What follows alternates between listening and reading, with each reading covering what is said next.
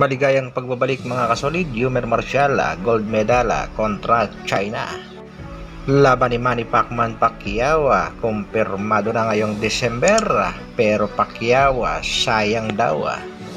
Casimiro update, yan ang ating pag-uusapan mga kasolid.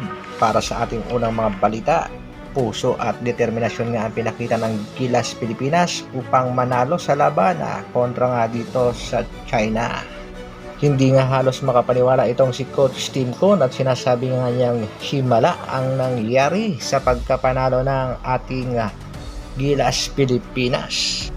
Kaya naman may pag-asa tayo sa gold mga kasolida. Samantala Yumer Marcial, kakaiba nga ang ipinapakita dito sa ginaganap na Asian Games sa bansang China matapos nga niyang patulugin itong Syrian boxer. Ay susungkitin nga ng ating pangbatong si Yumer Marcial ang gold medal sa Asian Games kontra sa bansang China. Yumer Marcial kontra nga dito kay tanglatihan ng China. Go for the gold. Good luck sa ating pangbatong si Yumer Marcial. Sa kabilang balita naman mga kasolid, bakbakan sa pagitan ng ating pambansang kamao na si Manny Pacquiao kontra nga dito kay Floyd Mayweather Jr. para sa rematch.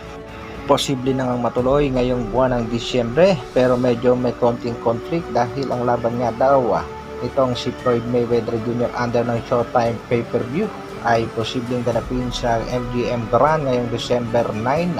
Samantala sa latest update naman ng kanyang coach, trainer, ang laban daw ng Mayweather Pacquiao ay posibleng ganapin sa bansang Japan sa December 31.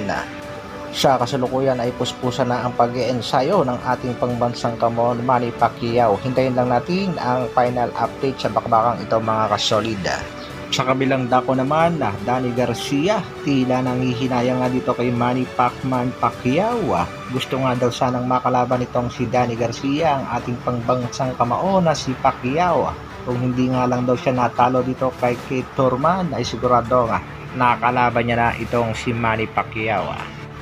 Dagdag pa nga nitong si Danny Garcia, bibigyan niya daw ng magandang laban ang ating pambansang kamao. Para naman sa ating huling mga balita, 7 days to go, bakbaka na Cuadro Alas Jandrel Casimiro kontra Yoshinori Oguni. Pero marami nga nagtatanong, ano na nga ba ang update dito sa Casimiro Brothers at nasaan na nga ba ang team Casimiro? Nasa Japan na nga ba? Ayon nga sa isang balita ay tinawagan daw ito ng manager na si Jose de la Cruz at pinagbawalan muna nga magbigay ng mga update, lalong-lalo na sa latest update ng kanilang ensayo. Iyan siguro ang isa sa mga dahilan kung bakit ilang araw na walang update ang Casimiro Brothers.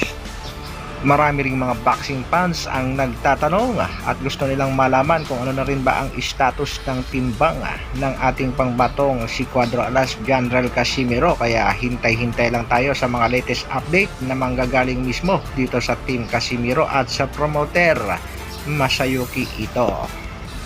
Good luck na lang sa laban ng ating nag-iisang angas ng Pinas, Cuadro Alas. Hanggang dito na lang muna mga kasolid. Isang like naman dyan. At sa mga bagong mapapadaan sa aking munting channel, pasubscribe naman. Mabuhay, Dr. Alvin Vlogs. Brrrr.